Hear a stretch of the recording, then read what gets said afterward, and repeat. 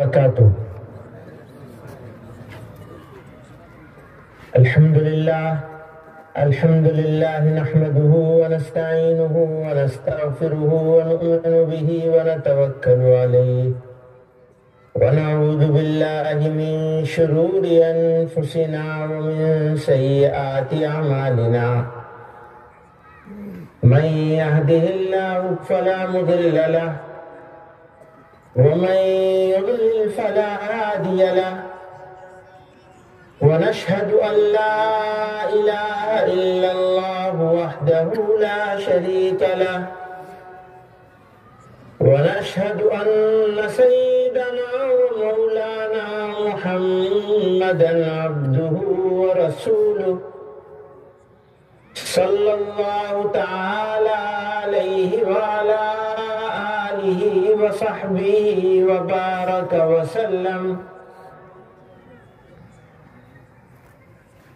معزز علماء کرام، طلباء عزیز اور حاضرین مجلس،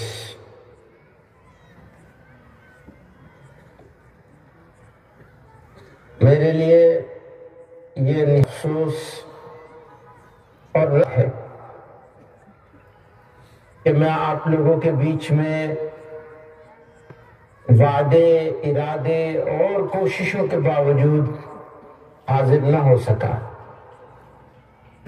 اللہ کی ایسی ہی مرضی تھی، بڑے دنوں کے بعد یہ موقع مجھے مل رہا تھا کہ میں آپ کے بیچ میں ملا اور آپ حضرات سے ہوتی، اور میرے لیے یقیناً بڑے شرف کی بات تھی کہ میں اس عظیم الشان تعلیمی بیداری کانفرنس میں موجود ہوتا جو دینی تعلیم کے نام پہ ہو رہی ہے۔ یہ ادارہ ہمارا خود کا ادارہ ہے۔ اس ادارے میں آنے کے لیے ہمیں کسی دعوت کی ضرورت نہیں ہے، بلکہ میں یہ سمجھتا ہوں میرے والد کا، بڑوں کا جس طرح تعلق رہا ہے اس ادارے کے ساتھ، تو ہم مہمان نہیں بلکہ میزبان ہیں۔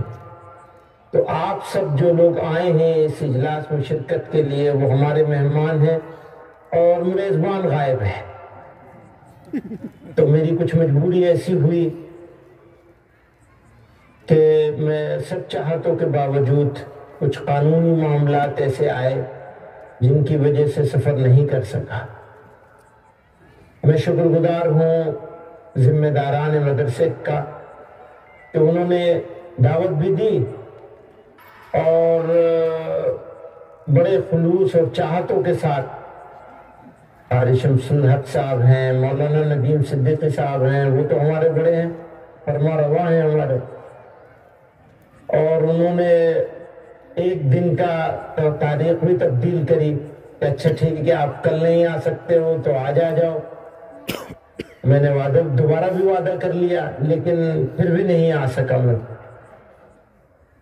بہرحال اچھا، آنے کے پیچھے ایک داعیہ اور تھا، ہمارے پرانے ساتھی بزرگ حضرت شیخ الاسلام رحمۃ اللہ علیہ کے تلامذہ میں سے حضرت مولانا حبیب الرحمن صاحب، جو جمعیت علماء کے مضبوط قداور رہنما تھے، ستون کی حیثیت رکھتے تھے جمعیت علماء کے لیے۔ جمعیت علماء صرف مقامی جمعیت علماء یا مراٹھواڑہ کی جمعیت علماء نہیں، اور صرف مہاراشٹر کی نہیں، بلکہ ملک کی جمعیت علماء میں اہم مقام تھا ان کا۔ جلیل القدر جمعیت علماء کے سرپرستوں میں، ذمہ داروں میں، بڑوں میں ان کا شمار ہوتا تھا۔ اللہ کو پیارے ہو گئے اور ہم اب تک ان کی تعزیت کے لیے بھی حاضر نہ ہو سکے۔ تو یہ خیال تھا، یہ ارادہ تھا، چاہت تھی کہ جائیں اور یہ کام بھی ہو جائے اور وہ کام بھی ہو جائے۔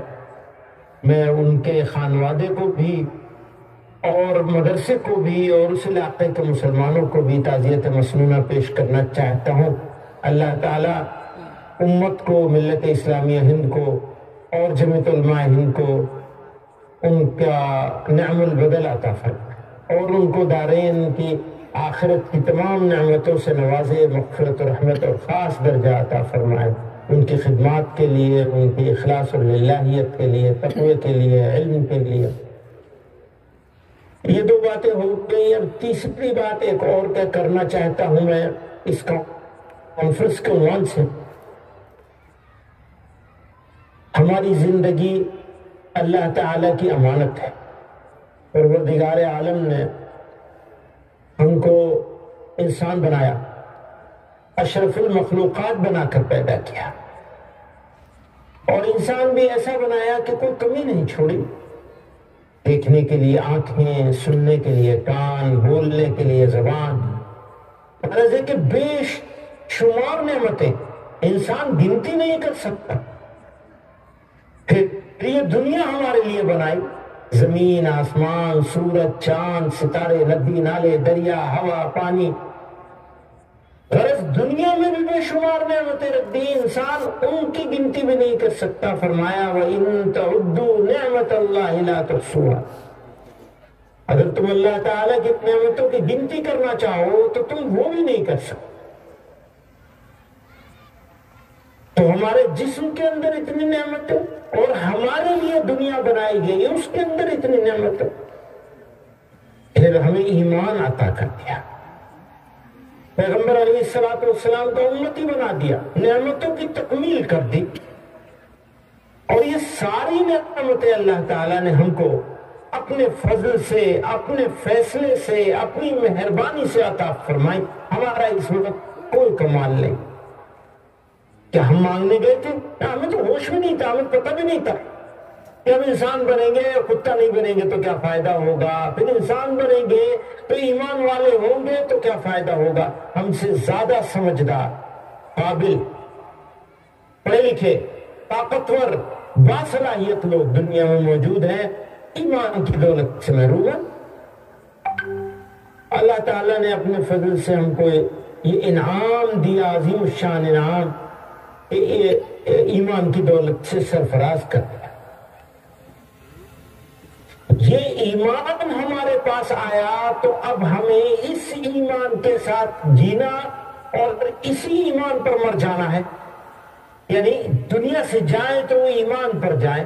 ہمارے حضرت رحمۃ اللہ علیہ سے بہت پہلے کی بات ہے، ایک جگہ میں نے ایک رسالہ دیکھا جہاں سن 1965 کا کوئی حضرت، ہمارے حضرت کا انٹرویو تھا چھپا ہوا، بہت سارے اس نے سیاسی سوال کیے تھے۔ آخر میں سوال پوچھا انٹرویو لینے والے نے کہ حضرت آپ کی سب سے بڑی تمنا کیا ہے، یہ بتائیں۔ حضرت نے فرمایا بس ایمان پر خاتمہ ہو جائے، میں مروں تو ایمان کے ساتھ مروں، یہ سب سے بڑی تمنا۔ تو ایک مومن کی اس سے بڑی تمنا کچھ نہیں ہو سکتی کہ یہ ایمان ملا ہے تو ایمان پہ باقی رہوں اور موت ایمان کی حالت میں آ جائے۔ سب سے بڑی معراج ہے مومن کے لیے، ایمان کی زندگی اللہ نے اپنے فضل سے عطا فرمائے، خاتمہ ایمان پر ہو جائے، اس کے لیے ہم کو کچھ کوشش کرنی پڑے گی۔ وہ کوششیں کیا ہیں؟ نمبر 1، ایمان کی قدر کیجیے۔ اگر آپ نے ایمان کی قدر نہیں کی تو خدا نخواستہ ایمان اللہ تعالیٰ ہم سے چھین لیں گے۔ ہمارے لیے اور آپ کے لیے سب سے ضروری چیز یہ ہے کہ اس عظیم الشان دولت کی قدر کریں، اس کی حفاظت کرنے کی فکر کریں۔ اگر میرے پاس پیسہ ہے 2000، 5000، 10,000، 2 لاکھ روپے ہے اور میں اس کو بے فکر رہوں، پڑا رہے، ادھر ادھر ہوتا رہے، کیا ہوگا؟ ختم ہو جائے گا، کوئی چرا لے جائے گا، ایسی ڈال کے رکھوں گا۔ اسی طرح سے دنیا کی کوئی چیز ہو میرے پاس اور اس کی کوئی قیمت ہوتی ہو، اس کی میں نے حفاظت نہیں کی تو وہ چلی جائے۔ ایمان کیونکہ سب سے ضروری اور قیمتی چیز ہے، ہمیں اس کی حفاظت کرنی ہے اور اس کے لیے فکر کرنی ہے۔ تو فکر کیا کیا ہوگی؟ جب قدر کر لیے تو فکر کیا ہوگی؟ قدر کی پہچان اس بات سے ہوگی کہ ہم اپنے ایمان کو محفوظ رکھنے کے لیے اللہ اور اور اس کے رسول صلی اللہ علیہ وسلم کے احکامات کی تعمیل کریں. اگر اس کا حکم مانیں گے، اس کی تعمیل کریں گے، تو معلوم ہوگا کہ ہم قدر کرنے والے ہیں، ورنہ نا قدروں میں شمار ہو جائے گا. فرمایا نبی علیہ السلام نے جیسی زندگی ویسی موت، یعنی اچھی زندگی ہوگی، ایمان کے قدر کے ساتھ زندگی گزرے گی، اعمال کو صحیح اس کے ساتھ زندگی گزرے گی، تو امکان نہیں، یقین ہے کہ اللہ کا فضل ہوگا اور خاتمہ ایمان پہ ہو جائے گا. ہمارے حضرت فرمایا کرتے تھے کہ ایمان تو درخت کی طرح ہے، پیڑ کی طرح ہے. پانی دو گے، اس کی ہاتھ دو گے، اس کی نولائی کرو گے، اس کی حفاظت کرو گے، اس کے فالتو جو برانچز ہیں، شاخیں ہیں، ان کو کاٹ کوٹ کے سجا کے رکھو گے تو پھل دے گا، پھول دے گا، سرسبز و شاداب ہوگا. اور اگر تم نے اس کی ناقدری کری، اس کو پانی دینا چھوڑ دیا، اس کو کھاد دینا چھوڑ دیا، اس کا رکھ رکھاؤ نہیں کیا، تو اس کے پھل کم ہو جائیں گے، چھوٹے ہو جائیں گے. اور اگر تم گناہ کرنے لگے اور کرتے رہے، گناہ کی دو قسمیں ہیں. ایک قسم ہے اتفاق سے ہو گیا، بھول چوک، تو وہ گناہ صغیرہ ہے اور بھول چوک ہو گئی تو وہ نیکی کے بدلے میں اللہ تعالیٰ معاف کر دیں گے. لیکن گناہ صغیرہ بھی ہو اور آپ لگاتار کرتے رہیں، عادت بنا لیں، تو وہ گناہ کبیرہ ہو جاتا ہے، اس کے درجے میں ہو جاتا ہے. پھر توبہ کرنی پڑے اور چھوڑنے کا عزم کرنا پڑے. اور گناہ کبیرہ کبھی بھی آپ سے ہو گیا یا آپ نے کر لیا تو اس کے لیے تو توبہ ہی کرنی پڑے گی. توبہ کس چیز کا نام ہے؟ توبہ نام ہے اس عزم اور ارادے کا، دل میں پختہ ارادے کا کہ یہ گناہ اب نہیں کروں گا، میں اب نہیں ہونے دوں گا، تو وہ معاف ہو جائے گا. تو گناہ کرنا اور کرتے رہنا یہ درخت میں، ایمان کے پیڑ میں تیزاب ڈالنے جیسا ہے. گویا کہ آپ نے اس میں تیزاب ڈال دیا، تو تیزاب ڈالو گے تو سوکھنے کا خطرہ ہے. سوکھ گیا تو اس بات کا امکان کم ہوتا چلا جائے گا کہ ایمان پر خاتمہ نصیب. کسی کے گھر پیدا ہو جانے سے ہم مسلمان نہیں ہوتے، کچھ چیزوں کے مان لینے سے اور کچھ چیزوں کے نہیں ماننے سے. جیسے اللہ ایک ہے، یہ ماننا پڑے گا، اور اس کا کوئی ساجی اور شریک نہیں، یہ کبھی نہیں مان سکتے. پہلی ایمان کی پہچان. پیغمبر علیہ السلام اللہ کے بندے اور اس کے آخری نبی ہیں، یہ ماننا پڑے گا. اور یہ کبھی نہیں مانا جا سکتا کہ نبی علیہ السلام کے بعد کوئی نبی آنے والا ہے. جو دعویٰ کرے نبوت کا وہ جھوٹا کذاب ہے. قرآن اللہ کا کلام ہے، جو کچھ اس میں کہا گیا وہ سب حق ہے اور اس کو ماننا پڑے گا. جس چیز سے بچنے کا حکم دیا گیا اس سے بچنا پڑے گا، جس کی چیز کے کرنے کا حکم دیا گیا اسے کرنا پڑے گا. اور قرآن مکمل ہے، ایک حرف نہ زائد ہے نہ کم ہے. ہم سکتے کہ قرآن ادھورا ہے اور کچھ آیتیں اس کی اترنے والی ہیں، جو انتظار کر رہے ہو وہ انتظار کریں. ہمارا قرآن نبی علیہ السلام کے واسطے سے اللہ تعالیٰ نے مکمل کر دیا. ایک حرف کا فرق نہیں ہے، نہ آگے نہ پیچھے، نہ زیر زبر کا فرق. یہ ماننا پڑے گا، ہمیں کچھ انتظار نہیں، ہمارا مکمل ہے قرآن. یہ کبھی نہیں مان سکتے کہ قرآن میں کچھ اور آنے والا ہے، کوئی امام لے کے آنے والا ہے، کبھی نہیں مان سکتے. آخرت کی زندگی، یہاں یہ دنیا ہم کو یہاں کے لیے نہیں دی گئی ہے، یہ زندگی یہاں کے لیے نہیں دی گئی، آخرت کے لیے دی گئی. انسان کے جسم کو موت آئے گی، روح ویسے ہی رہے گی. اس عالم سے اس عالم میں منتقل کر دیا جائے گا انسان کو. پھر کبھی موت نہیں آئے گی، کسی تیسری دنیا میں جانا نہیں ہوگا. ہم کبھی نہیں مان سکتے کہ دوبارہ ہم کو یہاں کی زندگی ملے گی. یہ ماننا پڑے گا کہ آخرت کی زندگی، اور یہ کبھی نہیں مان سکتے کہ ہم دوبارہ اس دنیا میں آئے. اسی طرح سے جنت اور جہنم اللہ تعالیٰ کے فیصلے. تو یہ کچھ چیزیں ہیں جن کے ماننے کا، اب جیسے ہی ہم نے مانا کہ قرآن اللہ کا کہ اللہ ایک ہے، اس کا کوئی ساجی اور شریک نہیں، اور وہ با اختیار ہے، عزت، ذلت، موت، زندگی، حیات سب اس کے ہاتھ میں۔ یہ جب ہم نے مان لیا تو وہ ماننے کی طرح ماننا پڑے گا، وہ ہر جگہ موجود ہے، ہمیں دیکھ رہا ہے ہر حال میں، کیمرے کے سامنے ہمیں تو ہمارا دوسرا رویہ ہوتا ہے، کیمرے سے باہر ہوتے ہیں تو دوسرا رویہ ہوتا ہے، نہیں ایک رویہ ہے، کیونکہ اللہ تعالیٰ تو ہر حال میں ہر جگہ ہمیں دیکھ رہا ہے، قادر مطلق۔ تو ہماری زندگی ایسی نہیں ہونی چاہیے، ساری چیزیں ماننی بھی پڑیں گی اور عمل بھی کرنا پڑے گا، بچ نہیں سکتے، عمل کرو گے تو کامیاب۔ میرے دوستو بزرگوں، پروردگار نے ہماری زندگی، یہ دنیا ہمارے لیے سجائی، ہم کو دنیا کے لیے نہیں بھیجا ہے، ہم کو تو آخرت کے لیے بھیجا گیا، پر ہم نے ایسا سمجھ لیا کہ ہم کو دنیا کے لیے بھیجا گیا، دنیا کو مقصد بنا لیا، کھانے پینے کو مقصد بنا لیا، کپڑے کو مقصد بنا لیا، شاندار مکان کو مقصد بنا لیا۔ جیسے ہی ہم نے ان ساری چیزوں کو مقصد بنایا تو یہ بات طے ہو گئی کہ ہمارا ایمان کمزور ہو گیا۔ اللہ تعالیٰ اور اس کے رسول صلی اللہ علیہ وسلم تو کچھ اور چاہتے ہیں کہ ہم دنیا کو مقصد نہ بنائیں، آخرت کو مقصد بنائیں۔ ہم نے دنیا کو مقصد بنا لیا۔ اب میں واپس جاتا ہوں دینی تعلیم بیداری کی بات کرتا ہوں، تعلیمی بیداری اور خصوصاً دینی تعلیمی بیداری۔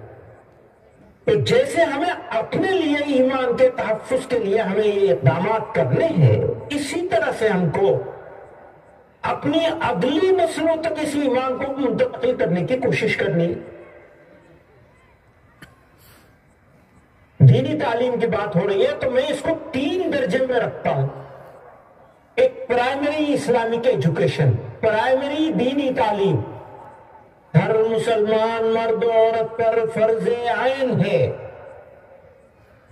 یعنی ہر مسلمان بچے بچی، بڑے بوڑھے، عورت مرد سب کو جتنا دین سیکھنا فرض عین ہے اتنا سب کو سیکھنا پڑے گا اور سکھانا پڑے گا، اور اگر وہ سیکھنے سکھانے کا سب تک نہیں ہوا تو سوال ہم ہی لوگوں سے ہوگا، علماء سے ہوگا، مدرسے والوں سے ہوگا۔ دوسرا درجہ ہے انٹرمیڈیٹ، درمیانی درجہ، یعنی اس سے آگے کی دینی معلومات کہ قرآن کو اتنا سیکھ لے کہ اس کا ترجمہ سمجھ سکے، یہ انٹرمیڈیٹ ہے، یعنی قوم میں ایک اچھا خاصا طبقہ ایسے لوگوں کا ہونا چاہیے جو قرآن کو سمجھ سکے، سمجھ کر پڑھ سکے، کم سے کم ترجمہ سمجھ کے پڑھ سکے۔ اور تیسرا لیول ہے ایڈوانس، یعنی اعلیٰ درجے کا، جو اس کے ترجمہ بھی سمجھ سکے، تفسیر بھی سمجھ سکے، فقہ کو بھی سمجھ سکے۔ وہ علماء ہیں موجودہ زمانے کے جو مدارس تیار کر رہے ہیں الحمدللہ، ان کے معیار کو بھی اور اونچا کرنے کی ضرورت ہے، ان کو علوم عصریہ سے بھی ایک درجے تک واقفیت ضروری ہے تاکہ عصر حاضر کے تقاضوں کو وہ پہچان سکے اور لوگوں کی پرابلم کو ایڈریس کر سکے، مسلمان نوجوانوں۔ تو یہ 3 درجے ہیں، 3 طبقے میں ہمیں اس کو بانٹنا ہوگا اور اس کے اوپر کام کرنا ہوگا۔ یہ 2 باتیں، 3 ایک ایمان کا شکر گزار ہونا، اس کے قدر کو پہچاننا، قدر کرنا، دوسرا اس کے تحفظ کی کوشش کرنا اپنے لیے بھی اور اپنی نسلوں کے لیے بھی، اور تیسرا یہ جو میں نے دینی تعلیم کے بارے میں کہا۔ اب عمومی تعلیمی بیداری کی بات اگر میں کروں تو میں اس حوالے سے یہ کہنا چاہتا ہوں، تعلیم کا مقصد واضح رہنا چاہیے دماغ میں۔ تعلیم کا پہلا اور بنیادی مقصد ہے انسانیت کو زندہ رکھنا، زندہ کرنا، اور ایک بچے کو جوان ہونے تک میں یہ ضرور سکھا دینا کہ تم انسان ہو تو تمہارا مطمع نظر کیا ہے، تمہارا زندگی گزارنے کا آئیڈیا کیا ہے؟ تمہیں اپنوں کے ساتھ کیسے بہیو کرنا ہے، دوسروں کے ساتھ کیسے بہیو کرنا ہے، تمہارا کردار کیسا ہونا چاہیے، تمہارا اخلاق کیسا ہونا چاہیے، یہ لوگوں کو سکھانا، سمجھانا، اور اس کے لیے ایک پوری جنریشن کو تیار کر دینا، جس کو تربیہ کہا جاتا ہے۔ اللہ تعالیٰ کیا چاہتے ہیں؟ اس حوالے سے ایک بات میرے ذہن میں ابھی آئی ہے کہ اگر کوئی انسان ہو اور وہ دوسرے انسانوں کے بارے میں اس کے دل میں خیر خواہی نہ ہو، نفع پہنچانے کا جذبہ نہ ہو، صرف انسان نہیں بلکہ جانوروں کے بارے میں بھی خیر خواہی ہونی چاہیے، اگر وہ انسان دوسروں کا خیر خواہ نہیں ہے، کمپیشن نہیں ہے اس کے اندر، ہمدردی نہیں ہے، تو وہ انسان کہلائے جانے کے قابل نہیں۔ مسلمان ہونا تو بہت دور کی بات ہے، انسانیت کے قابل بھی نہیں۔ جو خود غرض ہوگا، جو لالچی ہوگا، جو صرف اپنے بارے میں سوچے گا، کیسے انسان ہے؟ میرے بھائیوں بزرگوں، یہ تربیت کا جو پارٹ ہے، یہ سب سے امپورٹنٹ، سب سے اہم اور ضروری پارٹ ہے ہر تعلیم والے کے لیے، چاہے دنیاوی تعلیم لے رہا ہو، چاہے دینی تعلیم لے رہا ہو، چاہے کام کر رہا ہو، کیسی بھی زندگی ہو، اگر آپ دوسروں کے لیے نفع بخش ہو گئے اور اپنے دل میں دوسروں کے لیے آپ کے ہمدردی کا، خیرخواہی کا جذبہ آپ نے پیدا کر لیا، تو اللہ تعالیٰ کی رضا حاصل کرنے کا سب سے آسان اور قریب ترین راستہ ہے آپ انسانیت کی معراج پر پہنچ جائے۔ ایک بات یہ ہے۔ دوسرا، ایک آخری بات، میں بہت لمبی بات نہیں کر سکوں گا، کافی سفر کرنا پڑا ہے اور سویرے سے اس میں ہوں، اور مجھے بہت عادت نہیں ہے یہ آن لائن اس کی۔ ایک آخری بات کہنا چاہوں گا میں، موجودہ حالات جو ہیں وہ بہت فکر مندی کے ہیں، صرف یہاں کے لوگ نہیں بلکہ پوری دنیا کے لوگ حالات کو سنتے ہیں، دیکھتے ہیں، تو فکر مندی کا اظہار کرتے ہیں، اور یہ بالکل صحیح فکر مندی۔ لیکن قرآن کریم میں اللہ تعالیٰ نے ارشاد فرمایا، افحسب الناس ان يتركوا ان يقولوا آمنا وهم لا يفتنون، احسب الناس ان يتركوا ان يقولوا آمنا وهم لا يفتنون، تم دعویٰ کرتے ہو، سمجھتے ہو کہ یہ کہو گے کہ ہم ایمان لائے ہیں اور تمہارا آزمائش نہیں ہوگی؟ ایمان والوں کی آزمائش ہوگی، گھبرانا نہیں، حوصلہ رکھنا۔ کوئی قوم کتنے ہزار سال کے لیے اقتدار پر آ جائے، کتنا ظلم کر لے، اگر ہم نے صبر کے ساتھ، تحمل کے ساتھ، بردباری کے ساتھ، سنجیدگی کے ساتھ، وقار کے ساتھ اپنی زندگی کی تعمیر کے سفر کو جاری رکھا اور گھبرائے نہیں حالات سے، پیٹ نہیں پھیری، اپنے بچوں اور بچیوں کی حفاظت کا فیصلہ کیا، قربانی دینے کے جذبے سے اپنے آپ کو اللہ اور اس کے رسول صلی اللہ علیہ وسلم کے احکامات کو احکامات پر پابند ہو جانے کا فیصلہ کر لیا، تو آپ یقین جانیے آپ کے لیے، آپ کی نسلوں کے لیے، ہمارے لیے، ہماری نسلوں کے لیے خوشخبری ہے۔ یہ حالات، یہ ہوائیں، یہ طوفان آپ کو مٹانے کے لیے نہیں بلکہ آپ کو بلند کرنے کے لیے آئے۔ کاش ہم اس کو پہچانیں، اپنی طاقت کو پہچانیے۔ آپ کی طاقت آپ کے ایمان پر عمل میں ہے، وہ کمزوری نہیں ہے آپ کی، آپ کے اتحاد میں ہے، آپ کے خلوص میں ہے، آپ کے لوگوں کے ساتھ تعلقات میں ہیں، آپ کے آپس کے رشتے میں ہے۔ یہ وقت توڑ کا نہیں ہے، جوڑ کا ہے۔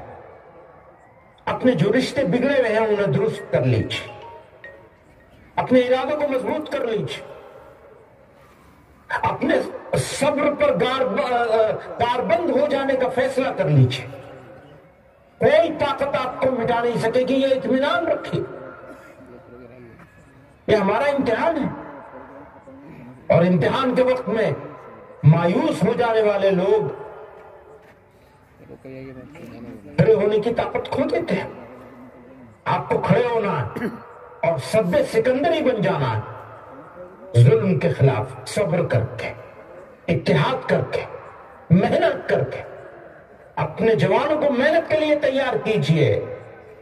اپنے شہروں میں، اپنے دیہاتوں میں، اپنے محلوں میں دیر رات تک جاگے رہنے کا ماحول بند کروا دیجئے۔ سویرے سونا ہے، سویرے اٹھنا ہے۔ محلے میں لوگوں کو جگانے کا انتظام کیجئے، صبح کو اٹھیں، اٹھ کر مسجدوں کو آباد کریں اپنی زمینوں سے، سجدوں سے، اور نکل جائے روزانہ صبح کو۔ نوجوان جتنے 40 سال یا اس سے کم عمر کے لوگ ہیں ان کے لیے لازم ہو جانا چاہیے ہر محلے میں اور ہر گاؤں میں، ہر قصبے میں، شہر میں، تو نکلیں گے اور کم سے کم 40 منٹ کی ورزش اور ٹہلنا کریں گے۔ اپنے وقت کو ضائع نہ کریں، موبائل سے بچیں، خدا را موبائل سے بچو، یہ تمہارا بدترین دشمن ہے۔ یہ آپ کے وقت کو ضائع کرتا ہے، ضائع وقت کو آپ بچا نہیں سکتے، خرید نہیں سکتے۔ آپ اپنے وقت کو بچا سکتے ہیں، اپنے لیے لگائیے۔ میرا نہیں بنتا نہ بن، اپنا تو بن۔ کم سے کم اپنے آپ کو مضبوط کرو، طاقت پیدا کرو، اپنی صحت کا دھیان رکھو۔ نوجوانوں میں آپ سے کہتا ہوں، رمضان کی آمد ہے، خدا را اللہ کی طرف رجوع کریے، اس کی رسی کو مضبوطی سے پکڑ لیجیے، غفلت مت برتیے، ورنہ زمانہ تو چال چل گیا۔ آپ کی غفلت ہمیں سب کو برباد کر دے گی۔ غفلت سے نکلیے، ارادہ کر لیجئے کہ 10 بجے رات کے بعد آپ کی گلیاں، آپ کے محلے سنسان ہو جائیں گے، بستروں پہ چلے گئے، اور صبح فجر کے وقت سارا محلہ، سارا علاقہ جاگ جانا چاہیے۔ سونے والے لوگ نہیں چاہیے جو فجر کے وقت سوتے رہیں اور فجر کے بعد بھی سوتے رہیں۔ ہاں، کسی کو ایسا ہے کہ فجر کے بعد سونے کی عادت ہے تو وہ تھوڑی ورزش کر کے، تھوڑا کر کے آگے 1-8 گھنٹہ سو جائے، یہ ٹھیک۔ اور بزرگوں کو بھی پیدل تھوڑا سا چلنا چاہیے، نوجوانوں کو تو ورزش بھی کرنی چاہیے، بزرگوں کو 15-20 منٹ ہی چلے پیدل۔ کسی کو فجر کے بعد چلنا مشکل ہے تو شام کو چلو۔ اپنی صحت کا دھیان رکھو، کہنا چاہتا ہوں۔ اور رمضان کا ابھی سے تیاری شروع کر دیجئے۔ پیغمبر علیہ السلام شعبان میں کمر کس لیا کر، تیاری شروع کیجئے، رمضان آ گیا۔ اور ایسے حافظ کے پیچھے تراویح مت پڑھیے جو 40 منٹ میں ختم کر دیتا ہے۔ قرآن کا مذاق مت بنائیے، کم سے کم گھنٹہ تو لگنا چاہیے۔ 30 منٹ میں، 40 منٹ میں ختم کرو، قرآن کا مذاق بنا دیا۔ مسجد میں آنے سے پہلے مسجد سے بھاگنے کی فکر لگ جاتی ہے۔ کم سے کم رمضان میں تو دھیان رکھیں۔ تو میں آپ کو توجہ دلانا چاہتا ہوں رمضان کے نوجوانوں سے کہتا ہوں، اپنے بزرگوں کا احترام کریں، ان سے محبت کریں جن کو ماں باپ یا دونوں میں سے کوئی ایک ملا ہوا ہے ابھی، وہ خوش نصیب ہے جوان، بچہ ہو یا بچی ہو۔ ان خوش نصیب بچوں سے یہ کہنا چاہتا ہوں کہ وہ اپنے والدین کی خدمت کر کے چھوٹے چھوٹے کام کرنے کا مشورہ دیتا ہوں میں۔ ماں کو کبھی ایک لقمہ کھلا دیجئے، باپ کا جوتا سیدھا کر دیجئے، گھر سے نکلیے تو پوچھ کے نکلیے، اجازت لے کے نکلیے، سلام کر کے نکلیے، سر پہ ہاتھ پھروا کے نکلیے ماں کا۔ کبھی ماں کا سپورٹ کر دیجئے، گھر میں آئیے برتن دھو دیجئے، کچھ اور چھوٹا چھوٹا کام کر دیجئے، دیکھیے کیسا دل خوش ہو جائے گا۔ آج تو ورنہ اتنی شکایتیں ہیں کہ والدین اپنے بچوں سے بات کرتے ہوئے ڈرتے ہیں کہ پتہ نہیں میرے بچے کو کون سی بات بری لگ جائے گی۔ تو کسی ایسے والد کا اپنے بچے سے ڈر کے مارے بات کرنے سے پہلے 2 مرتبہ سوچنا کہ یہ جملہ بولوں یا نہ بولوں، میرے بیٹے کو بیٹی کو برا لگ جائے گا، اس سے بڑی بدنصیبی اس بچے کے لیے کیا ہو سکتی ہے؟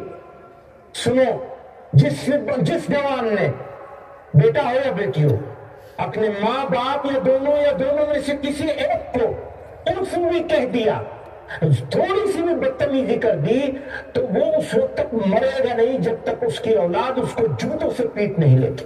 یاد رکھنا، یہ وہ گیند ہے، دیوار پر جتنی زور سے مارو گے اس سے دگنی زور سے وہ تمہاری طرف واپس آئے۔ خدا را اپنے والدین کو خوش کرو، راضی کر لو کسی بھی طرح سے، کوئی بھی طریقہ ہوگا آپ اس کو اختیار کر لیجئے، ان کو راضی کر لیجئے۔ اللہ تعالیٰ اور جن کے والدین گزر گئے ہیں ان سے درخواست کروں گا کہ ان کے لیے صدقہ کرے، ان کے لیے کلام اللہ پڑھ کے ثواب کرے، ان کے لیے دعا کرے۔ آپ ان کے لیے دعا کرنے لگیں گے، آپ کو اللہ تعالیٰ اولاد صالح ولد صالح میں رکھ دیں گے انشاءاللہ۔ آپ کو نیکی کا انعام مل جائے گا، یہاں دنیا میں نیکوں میں شامل ہو جائیں گے آپ انشاءاللہ، کیونکہ دعا ان کے لیے وہی کرتا ہے جو نیک ہوتا ہے۔ اور آپ رمضان میں نیکی کا ارادہ کر لیں، رمضان کی کوئی ایک عبادت، مثلا تہجد کے وقت کی 2 رکعت تہجد اپنے ماں باپ کے لیے ایصال ثواب کے لیے پڑھنے لگے۔ روزانہ آپ آج سے ارادہ کر لیجئے، والدین زندہ ہوں یا گزر گئے ہوں، دونوں کے لیے ایصال ثواب کی نیت کر لیں ابھی سے کہ ہم انشاءاللہ رمضان بھر 2 رکعت تہجد کی نماز پڑھیں گے، سحری سے پہلے یا سحری کے فوراً بعد، یعنی سحری کا وقت ختم ہونے سے پہلے صرف 2 رکعت پڑھ لیجئے اور یہ ارادہ کر لیجئے کہ ان کو ایصال ثواب پہنچائے گی۔ ابھی سے آپ ارادہ کریں گے، ابھی سے اللہ تعالیٰ نیکوں میں شامل کر لیں گے آپ کو۔ اور اب بھی کچھ آپ روزانہ ایک سورہ فاتحہ پڑھ کے بخش دیا کیجئے، جن کے گزر چکے ان کو خاص طور سے، ویسے تو ایصال ثواب زندوں کو بھی پہنچایا جا سکتا ہے۔ تو میں ایک مرتبہ پھر ادگیر کے لوگوں کا شکریہ اور اپنی طرف سے معافی، اور یہ میرا ارادہ ہے کہ میں بغیر دعوت کے آؤں گا انشاءاللہ ادگیر۔ ویسے بھی مجھے آنا تھا اور پہلے آنا چاہیے تھا مجھے مولانا حبیب الرحمان صاحب مرحوم کی تعزیت کے لیے، تو آنا ہی ہو میرے ذمہ ہے، ہو سکے گا رمضان کے سے پہلے نہیں تو رمضان کے فوراً بعد۔ میں نے حاضری کا ارادہ کر رکھا ہے، اور میرے لیے معذرت بہت چاہتا ہوں، اور آپ سب لوگوں سے بھی، خصوصاً مدرسوں کے ذمہ داروں سے، عموماً قاضی شمس الحق صاحب سے اور ان کے بھائیوں سے اور ذمہ داران سے، مدرسے کے اساتذہ سے، طلباء سے جن کی دستار بندی ہونی ہے، ہو رہی ہے، ہو چکی ہے، ہونے والی ہے، سب سے بہت معافی معذرت چاہتے ہوئے، اور اس امید پر کہ مولانا ندیم صدیقی صاحب بھی معاف کر دیں گے، آپ حضرات سے رخصت چاہتا ہوں۔ اللہ تعالیٰ آپ لوگوں کو جزائے خیر دے، اور اس ادارے کو، یہ ادارہ مرکزی ادارہ ہے الحمدللہ، اللہ تعالیٰ مزید خدمات کی توفیق عطا فرمائے اور قبولیت عطا فرمائے، اس مجمع کو جمع ہونے کو بھی قبول فرمائے۔ وآخر دعوانا ان الحمدللہ رب العالمین۔ کتنے منٹ ہوا؟